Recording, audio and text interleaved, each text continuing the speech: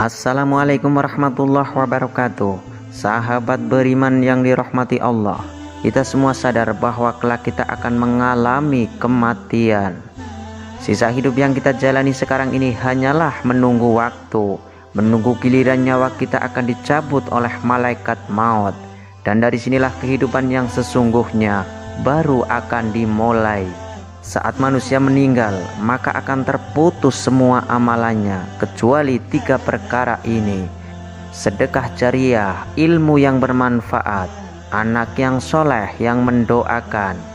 Hal ini sebagaimana yang pernah diriwayatkan oleh Abu Hurairah radhiyallahu anhu, bahwasanya Rasulullah shallallahu alaihi wasallam telah bersabda, apabila manusia meninggal, amalnya akan terputus kecuali 3 hal: sedekah jariah, ilmu yang bermanfaat, dan anak yang soleh yang mendoakannya. Hadis riwayat An-Nasa'i dan Tirmizi.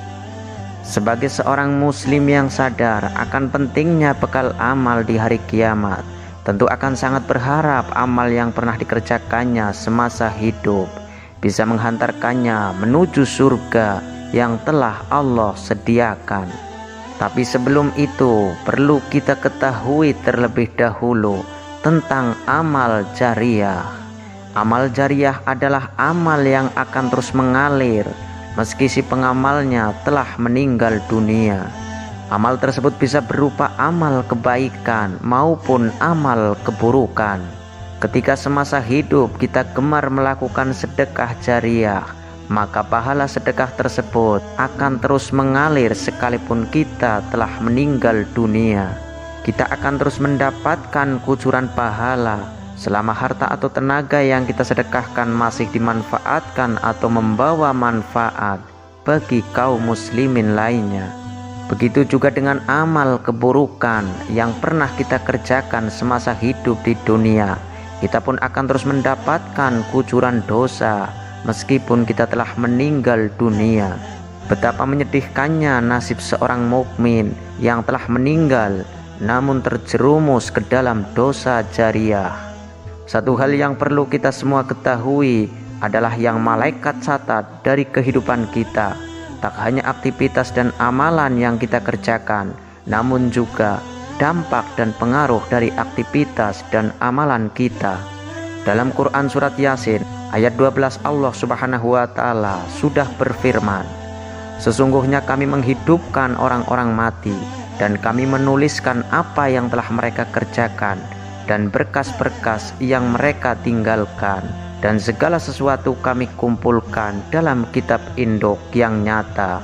Dari ayat tersebut dapat kita simpulkan bahwa orang yang melakukan amal dan aktivitas yang baik, maka insya Allah Allah Subhanahu wa taala akan mencatat amal baik itu dan memberikan ganjaran dari apa yang diamalkan. Oleh karena itu, agama Islam mengajarkan umatnya untuk melakukan amal kebaikan, yang mana amal tersebut bisa memberikan pengaruh baik bagi masyarakat yang luas. Insya Allah, dengan begitu kita akan mendapatkan pahala dari amal yang kita kerjakan, sekaligus dampak yang baik. Begitu juga sebaliknya, apabila kita melakukan amal keburukan atau maksiat, maka kita pun akan menuai dosa, ditambah lagi dengan dampak buruk yang akan kita dapatkan.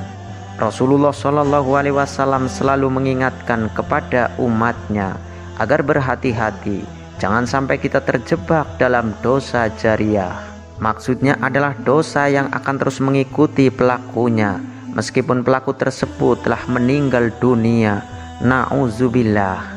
Sahabat beriman yang dirahmati Allah, lalu jenis dosa apa saja yang akan terus menimpa pelakunya walaupun pelakunya telah meninggal dunia? Yang pertama, mempelopori perbuatan maksiat. Maksudnya adalah seseorang yang melakukan perbuatan maksiat di hadapan orang lain sehingga banyak orang yang mengikuti perbuatannya, sekalipun orang tersebut tidak mengajak orang lain untuk mengikutinya. Dari Jabir bin Abdullah, Rasulullah Shallallahu alaihi wasallam pernah bersabda, barang siapa yang mempelopori satu kebiasaan yang buruk dalam Islam, maka dia mendapatkan dosa keburukan itu dan dosa setiap orang yang melakukan keburukan itu karena ulahnya tanpa dikurangi sedikit pun dosa mereka. Hadis riwayat Muslim. Dari hadis tersebut dapat kita simpulkan bahwa meski orang yang menjadi pelopor kemaksiatan tersebut tidak mengajak lingkungan sekitarnya untuk melakukan hal yang sama, akan tetapi dengan perbuatan yang dikerjakannya tersebut memotivasi orang lain untuk melakukan seperti yang dia lakukan. Oleh karena itu, anak Adam yang pertama kali membunuh, maka dia akan dilimpahi tanggung jawab atas semua kasus pembunuhannya karena kezoliman di alam ini. Rasulullah SAW pernah bersabda, tidak ada satu jiwa yang terbunuh secara zalim, melainkan anak Adam yang pertama kali membunuh akan mendapatkan dosa karena pertumpahan darah itu. Hadis riwayat Bukhari dan Muslim. Jika kita mengkaji lebih dalam dari hadis tersebut, maka kita bisa ambil contoh mudahnya seperti ini. Mungkin kita pernah melihat seorang wanita yang mengenakan celana pendek di hadapan publik. Saat ada wanita lain melihat hal tersebut, maka ia pun menirunya, sehingga menjadi ramai dan tidak merasa risih lagi para wanita memakai celana pendek di hadapan publik. Padahal kita semua tahu celana pendek hanya boleh digunakan ketika berada di rumah saja. Mungkin benar wanita yang pertama kali memakai celana pendek tersebut tidak mengajak orang lain secara terang-terangan, namun mengingat wanita tersebut menjadi pelopornya, kemudian banyak yang meniru, maka ia pun mendapatkan kucuran dosa.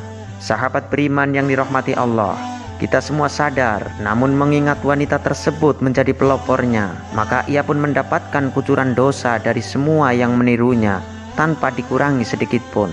Sekalipun pelopor wanita yang mengenakan celana pendek tersebut sudah meninggal dunia. Yang kedua, mengajak melakukan kesesatan dan maksiat. Seorang yang menyeru atau mengajak pada perbuatan dosa, maka akan mendapatkan pula dosa dari para pengikutnya. Hal ini telah dijelaskan oleh Allah Subhanahu wa taala yang tertuang dalam Quran surat An-Nahl ayat 25. Mereka akan memikul dosa-dosanya dengan penuh pada hari kiamat, dan berikut dosa-dosa orang yang mereka sesatkan yang tidak mengetahui sedikit pun bahwa mereka disesatkan.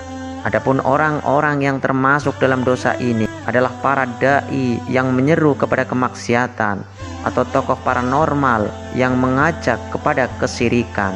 Orang-orang inilah yang akan terus mendapat aliran dosa sekalipun telah meninggal dunia. Termasuk juga dalam hal ini adalah orang yang menyuruh orang lain berbuat dosa meski ia sendiri tidak melakukannya. Sepanjang masih ada manusia yang mengikutinya, menjalankannya apa yang diperintahkannya, selama itu pula orang tersebut akan turut mendapatkan limpahan dosa sekalipun jasad sudah terkubur dalam tanah.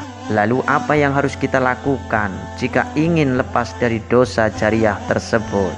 Sahabat beriman yang dirahmati Allah, tidak ada cara lain selain segera bertaubat dengan sebenar-benarnya taubat kepada Allah Subhanahu wa taala. Dan jika dari perbuatan tersebut ada yang berupa materi, segeralah untuk membersihkan semuanya dengan cara beramal atau memberikan kepada panti asuhan orang-orang yang membutuhkannya. Yang terpenting adalah niatkan semua itu karena Allah, karena kita semua tahu Allah adalah satu-satunya zat yang maha penerima taubat dari hamba-hambanya yang pendosa. Semoga Allah Subhanahu wa ta'ala menghindarkan kita semua dari dosa jariah ini yang menghinakan ini. Amin amin ya rabbal alamin. Sahabat beriman, semoga bermanfaat. Assalamualaikum warahmatullahi wabarakatuh.